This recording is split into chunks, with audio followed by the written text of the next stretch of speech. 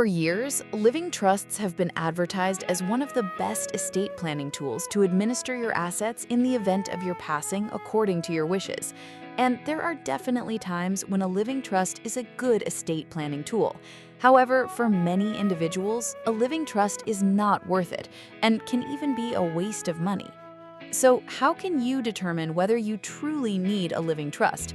Here are 5 signs that you shouldn't draw up a living trust and should stick with a traditional will instead.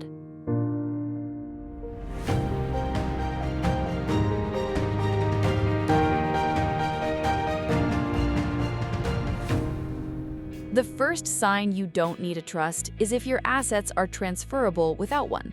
If you're like most people, your assets consist of a home, personal property, other real estate or mineral interests, bank accounts, investment accounts, or maybe a retirement account. The good news is, you don't need a trust to pass these assets along according to your wishes.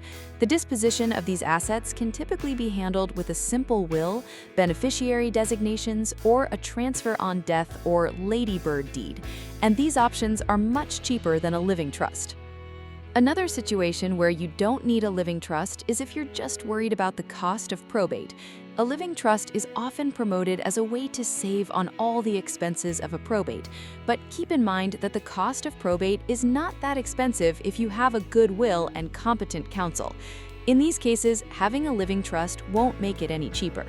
In fact, the cost of creating a revocable living trust, funding it, making transfers, and drawing up the related documents often ends up far exceeding the cost of probate for a properly drawn-up will. If you're thinking about avoiding estate tax using a living trust, think again. Living trusts are frequently oversold as estate tax avoidance planning tool, but unless you have an estate worth more than $12 million per person, you have no need for a living trust to avoid estate taxes. Even if you do have an estate large enough to trigger estate tax considerations, you do not always have to have a living trust to minimize estate tax liability. Gifting and other estate tax avoidance may do the trick. Another situation in which a living trust won't be beneficial to you is if you have placed your assets in joint tenancy with right of survivorship, beneficiary, or payable on death designations. This is a much simpler way to pass specific assets upon death than placing them in a living trust. In fact, if you go this route, you can pass ownership or beneficiary designation to your assets immediately on your death to someone else. Finally, you shouldn't draw up a living trust just to shorten the probate process. Living trusts have been promoted as a way to avoid the lengthy probate process, but most probates of properly drawn-up wills do not require a lengthy process. Generally, the probate process in Texas should not take more than a few months unless the estate is fairly complicated. For most people with simple estates, this is not a valid justification for the expense of a living trust in Texas, unless there are other valid reasons to create a trust. So, when do you need a living trust?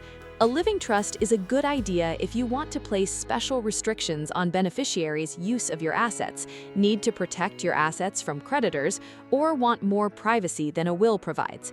Another reason is if you own real estate or mineral interests in a state other than Texas.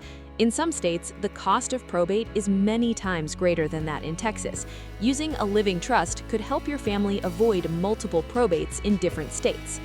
As you can see, in most cases, it's easier and cheaper to go with a living will and other traditional estate planning documents as opposed to a living trust. But the choice is ultimately up to you.